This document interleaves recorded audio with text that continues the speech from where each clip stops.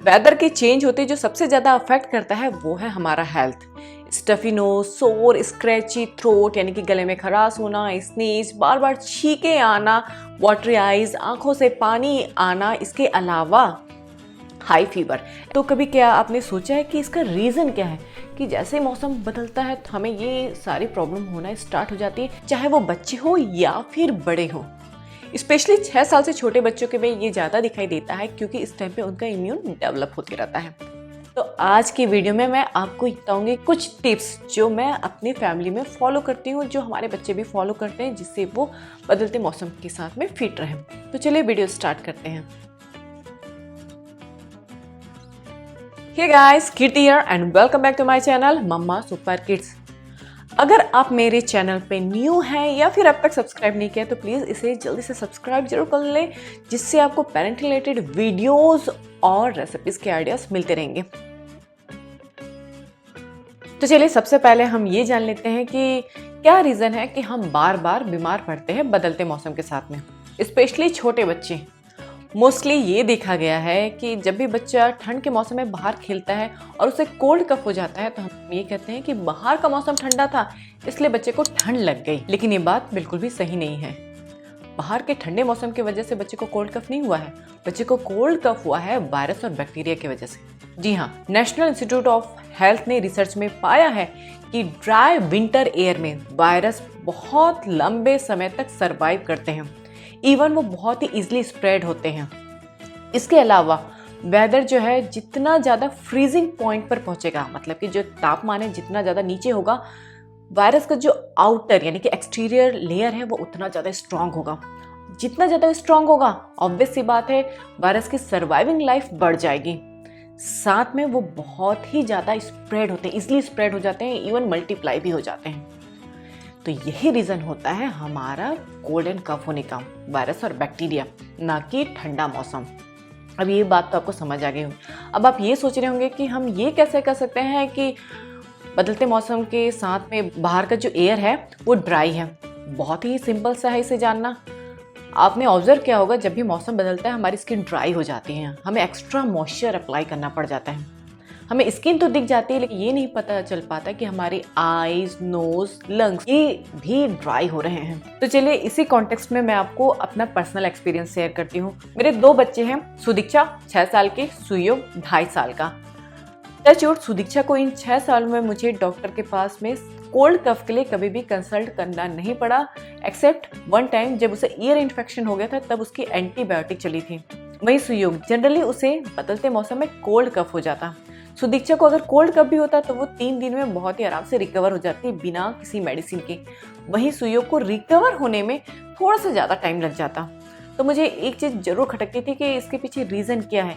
Proper take care मैं वही कर रही हूँ, फूड दोनों बच्चों को मैं वही दे रही हूँ, हाइजीन सेम मेंटेन हो रहा है, फिर भी क्या रीज़न है सुदीक्षा बीमार नहीं पड़ती। अगर पड़ भी गई तो वो बहुत ही जल्दी रिकवर कर लेती है बिना किसी मेडिसिन के। वहीं सुयोग को मुझे ज़्यादा टेक केयर करना पड़ जाता है। तो इसके बारे में मैंने अपने डॉक्टर से कंसल्ट की तो डॉक्टर ने मुझे बताया कि सुदीक्षा सिंगल चाइल्ड थी, घर पर कोई भी बैक्टीरिया या फिर वायरस लेके नहीं आ रहा था। वहीं अब सुयोग के साथ में ये हो रहा है कि सुदीक्षा अब स्कूल जाना स्टार्ट कर दिए तो वो अपने साथ में बैक्टीरिया, जर्म्स साथ में लेके आती है और जब भी वो अपने भाई के साथ में प्ले करती है जिससे वो बहुत ही ईजिली ट्रांसमिट हो जाता है। और सुयोग अभी सिर्फ 2.5 साल का है, उसकी इम्यून अभी डेवलप हो रही है, अभी पूरी तरीके से नहीं बना है, जिसकी वजह से वो बहुत जल्दी कोल्ड कफ के कैच में आ जाता है। तो ये रीज़न होता है। इवन आपने ऑब्जर्व किया होगा कि इस टाइम पे हम इंडोर ज़्यादा रहते हैं, वेंटिलेशन भी प्रॉपर नहीं हो पाता, जिसकी वजह से वायरस जो है बहुत इजीली ट्रांसमिट होने के साथ साथ मल्टीप्लाई भी हो जाते हैं। आप भी इस चीज़ों को अपने साथ बहुत ही इजीली कनेक्ट कर सकते हैं अगर आपके यहाँ भी सिबलिंग है। तो बहुत ही सिंपल सा रीज़न है, बैक्टीरिया और वायरस है जो बाहर से वो लेके आ जाते हैं। अगर हम घर पे भी रहें, बच्चे को बाहर नहीं लेके गए, बाहर की ठंड की हवा नहीं लगी, फिर भी वो बीमार पड़ जाता है। तो बाहर का ठंडा मौसम उन्हें बीमार नहीं करता, जर्म्स और बैक्टीरिया उन्हें बीमार करती हैं। इसके अलावा कुछ लोगों को सीजनल एलर्जी की भी प्रॉब्लम होती है। जैसे मौसम बदलता है, स्प्रिंग सीजन में पोलेन, ग्रास, इन सारी चीज़ों से एलर्जी हो जाती है। इसके साथ ही जैसे ही फॉल सीजन स्टार्ट होता है तब उन्हें मोल्डी लीफ, रैगवीड, इन सारी चीज़ों से एलर्जी होती है। तो सीजनल एलर्जी बहुत सारी चीज़ें हो सकती हैं, एयर क्वालिटी के कारण भी कई लोगों को प्रॉब्लम होती है। आप अपने डॉक्टर से ज़रूर कंसल्ट कर लें और ऑब्जर्व करें कि आपको किन चीज़ों से एलर्जी की प्रॉब्लम स्टार्ट हो रही है, और ट्राई करें ज़्यादा से ज़्यादा आप उन सारी चीज़ों से दूर रहें जिससे आपको एलर्जी होती है, क्योंकि हर बार ये ज़रूरी नहीं होता कि बैक्टीरिया और वायरस की वजह से ही आपको कोल्ड, कफ या स्नीज हो रहे हों। इसके अलावा भी दूसरे रीजन हो सकते हैं। इस टाइम पे आप एक काम जरूर कर सकते हैं, बाहर के वेदर को तो हम कंट्रोल नहीं कर सकते, लेकिन हाँ घर का जो टेम्परेचर है उसको बिल्कुल कंफर्ट रख सकते हैं और घर पर ह्यूमिडिफायर लगा सकते हैं। तो चलिए सबसे पहले हम ये जान लेते हैं कि किस तरीके से हम अपने आप को या फिर बच्चों को बदलते मौसम में फिट या फिर बीमार होने से बचा सकते हैं। बहुत ही सिंपल से इसके टिप्स हैं। Number 1, keep hydrate. जी हाँ, ज़्यादा से ज़्यादा अपने आप को हाइड्रेट यानी कि ज़्यादा से ज़्यादा पानी पीते रहिए। इससे होगा ये कि जो भी टॉक्सिन है वो फ्लश आउट हो जाएगी। इसके अलावा बॉडी का जो टेम्परेचर है वो रेगुलेट होता रहेगा। साथ में अगर हमने पानी कम पिया या फिर बच्चे ने कम पानी पिया तो उसके नेज़ल पासेस या थ्रोट ड्राई हो जाएंगे, और ड्राई होने की वजह से जर्म्स बहुत ही आसानी से अटैक कर सकते हैं। इसलिए पानी का ध्यान रखना हमें बहुत ज़्यादा ज़रूरी हो जाता है। बस आधी प्रॉब्लम तो हमारी यहीं सॉल्व हो जाती है। नेक्स्ट है विटामिन सी। आप सबको पता है कि विटामिन सी कितना ज़्यादा ज़रूरी होता है। आज की डेट में हर कोई बाहर से विटामिन सी ले रहा है, लेकिन इस बात का भी ख्याल रखें कि विटामिन सी को हमें रेगुलर बेस पर लेना पड़ता है। कई बार ऐसा होता है कि हम एक दिन लिए दूसरे दिन नहीं लिए, ऐसा गलती ना करें। ज़्यादा से ज़्यादा आप ट्राई करें कि रेगुलर बेस पर ही आप फीड करें, या फिर बच्चों को विटामिन सी वाले जो भी फ्रूट्स होते हैं, वेजिटेबल्स जिसमें होती है वो ज़रूर दें। जैसे कि ऑरेंज हो गए, जितने भी सिट्रस फ्रूट्स होते हैं उसमें विटामिन सी की क्वांटिटी बहुत ज़्यादा होती है। और अगर आपको जानना है कि किस फ्रूट्स और वेजिटेबल में बहुत ज़्यादा विटामिन सी होता है और इसके अलावा किस फूड या वेजिटेबल से हम अपने इम्यून को बहुत अच्छे से स्ट्रॉन्ग कर सकते हैं, तो इस पर मैंने ऑलरेडी वीडियो बना चुका है। इसका लिंक आपको डिस्क्रिप्शन बॉक्स में मिल जाएगा, जहां पे मैंने आपको डिटेल में इम्यून बूस्ट करने के बारे में आपके साथ बातें की हैं। एक अच्छे इम्यून सिस्टम को स्ट्रॉन्ग होने के लिए विटामिन सी के साथ विटामिन डी भी बहुत ज़्यादा जरूरी होता है। और मोस्टली देखा जाता है कि विंटर के सीजन में हम इंडोर ज़्यादा टाइम स्पेंड करते हैं, जिससे हमारे शरीर में विटामिन डी की कमी हो जाती है। तो अगर बाहर का मौसम बिल्कुल सही है, बहुत ज़्यादा ठंडा नहीं है, तो आप विटामिन डी बाहर जाके भी ले सकते हैं। अदरवाइज आप अपने डॉक्टर से कंसल्ट करके भी विटामिन डी की मेडिसिन ले सकते हैं। नेक्स्ट है हाई डाइटरी फाइबर फूड। अब आप ये सोच रहे होंगे कि विटामिन सी तो समझ में आता है, लेकिन हाई डाइटरी फाइबर फूड क्यों हमें बच्चों की डाइट में डाइटरी फाइबर फूड या फिर अपने डाइट में ऐड करने चाहिए? बहुत ही सिंपल है। हमारे इम्यून सिस्टम का जो मेजर कंपोनेंट है वो पाया जाता है गट में, जिसे कहा जाता है गार्ट, यानी कि गट एसोसिएटेड लिम्फोइड टिश्यू। और इसका मेजर कंट्रीब्यूशन होता है डिसीज से फाइट करने में। जो पैथोजन या फिर डिसीज होते हैं उससे फाइट करता है। तो अगर हमारा गार्ड प्रॉपर तरीके से फंक्शन करेगा तो ऑब्वियस सी बात है वो डिसीज से फाइट करेगा।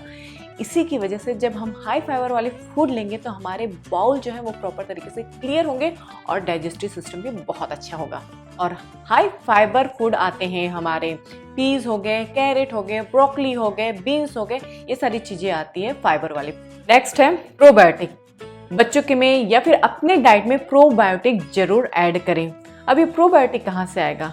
होममेड कर्ड, यानी कि घर की बनाई हुई ताजी दही से। जैसे कि थोड़ी देर पहले मैंने आपको बताया कि गट के प्रॉपर फंक्शन के लिए फाइबर कितना इंपॉर्टेंट रोल प्ले करता है, उसी तरीके से गट के प्रॉपर फंक्शन के लिए भी प्रोबायोटिक बहुत ज़्यादा जरूरी होता है, क्योंकि घर की बनाई हुई ताज़ी दही में गुड बैक्टीरिया पाया जाता है जो हमारे इम्यून को बूस्ट करने में या फिर गट को स्मूथली वर्क करने में बहुत ज़्यादा हेल्पफुल होते हैं। गट को बहुत अच्छे से ये स्ट्रॉन्ग करते हैं। इसलिए बच्चों की डाइट में और हमें अपने खुद की डाइट में ताज़ी दही जरूर ऐड करनी चाहिए। इवन आजकल तो मार्केट में इम्यून बूस्ट करने के नाम से प्रोबायोटिक मेडिसिन भी आना स्टार्ट हो गई है। लेकिन पर्सनली मैं ये सोचती हूँ कि अगर कोई मेजर प्रॉब्लम नहीं है कि हमें बाहर से मेडिसिन लेने की ज़रूरत है, तो क्यों ना हम घर पे ही घर की बनाई हुई ताज़ी दही ले, जिसमें गुड बैक्टीरिया हो और वो हमारे गट को स्ट्रॉन्ग कर सके। नेक्स्ट है एंटीऑक्सीडेंट वाले फूड हमें अपनी डाइट में लेने चाहिए, जिससे हमारे इम्यून अच्छे से रन कर सके और वो हेल्दी रहे। एंटीऑक्सीडेंट वाले फूड होते हैं जितने भी berries, like strawberries, cranberries, blueberries, blackberries, इसके अलावा ग्रेप्स यानी कि अंगूर, हरे पत्तेदार वाली सब्जियां, इवन डार्क चॉकलेट। जी हाँ, डार्क चॉकलेट में भी एंटीऑक्सीडेंट पाया जाता है, तो अगर आप चॉकलेट के शौकीन हैं तो डार्क चॉकलेट जरूर खाएं। नेक्स्ट है विंटर सीजन में हमें अपने डाइट में ड्राई फ्रूट्स और नट्स जरूर ऐड करना चाहिए। आपने देखा होगा बच्चे या फिर हम बड़े बदलते मौसम के साथ में अपने आप को सीक फील करना स्टार्ट कर देते हैं, बहुत ही आलस आता है हमें। तो ड्राई फ्रूट्स और नट्स से हमें एनर्जी मिलेगी। इसके अलावा ये शरीर को गर्माहट देने का भी काम करता है। ठंडी के सीजन में ये शरीर को गर्म करेगा, साथ में इम्यून को बूस्ट करने का काम करेगा। तो आप ड्राई फ्रूट या नट्स में बादाम हो गए, अखरोट हो गए, फीग हो गए, इसके अलावा किशमिश हो गए, ये सारी चीज़ें ले सकती हैं। तो अगर बच्चा 8 महीने से बड़ा हो गया है और किसी को भी घर पर एलर्जी के या फिर बच्चों को कोई एलर्जी की प्रॉब्लम नहीं है नट से, तो आप स्लोली बच्चे के डाइट में नट्स जरूर ऐड कर सकते हैं। या फिर बच्चा 1 साल से बड़ा हो गया है और आप उसे काऊ मिल्क देते हैं, तो आप उसके मिल्क में फ्लेवर देने के लिए ऐड कर सकते हैं ड्राई फ्रूट मिक्स पाउडर। दोनों की रेसिपी आपको डिस्क्रिप्शन बॉक्स में मिल जाएगा। और अगर आपको चिंता हो रहा होगा कि ड्राई फ्रूट्स हम छोटे बच्चे को कैसे दें, तो जो मैंने आपके साथ शेयर की है ड्राई फ्रूट्स लड्डू की रेसिपी, वहाँ पे मैंने सारे नट्स को बिल्कुल फाइन ग्राइंड कर दिए थे, जिससे बच्चों की चोकिंग की प्रॉब्लम बिल्कुल भी नहीं आएगी। क्योंकि ये जो ड्राई फ्रूट्स लड्डू है मैं पर्सनली अपने बच्चों के लिए बनाती हूँ, इसलिए मैंने वही रेसिपी आप लोग के साथ में शेयर की। इसके अलावा कुछ पेरेंट्स को एक प्रॉब्लम आती है कि हमारे बच्चे ड्राई फ्रूट्स नहीं खाते। रीज़न आई डोंट नो क्या है, होता है कि बच्चों को ड्राई फ्रूट्स अच्छा नहीं लगता। लेकिन हाँ, अगर आप ड्राई फ्रूट्स को बिल्कुल हेल्दी वे में या फिर बड़े इंटरेस्टिंग वे में बच्चों को जरूर दें, तो वो भी बड़े आराम से खाएंगे। लड्डू बना सकते हैं, या फिर बच्चों को तो वैसे भी चॉकलेट पसंद बहुत ही आता है, तो मैंने आपके साथ शेयर की हुई है एनर्जी बाइट की रेसिपी, जहाँ पे मैंने चॉकलेट और नट्स का कॉम्बिनेशन किया है। बहुत ही अल्टीमेट रेसिपी है, तो ये आपके लिए भी बहुत अच्छा हो जाएगा और बच्चों के लिए भी बहुत अच्छा हो जाएगा। जो बच्चे नट्स नहीं खाते और चॉकलेट खाते हैं, तो उन्हें नट्स के साथ साथ चॉकलेट की भी मिल जाएगी। और वहाँ पे मैंने यूज़ किया हुआ है 60% डार्क चॉकलेट, जो कि हेल्दी होता ही है। जैसे मैंने आपको बताया कि डार्क चॉकलेट में एंटीऑक्सीडेंट मिलता है, तो उसकी भी रेसिपी आपको डिस्क्रिप्शन बॉक्स में मिल जाएगी।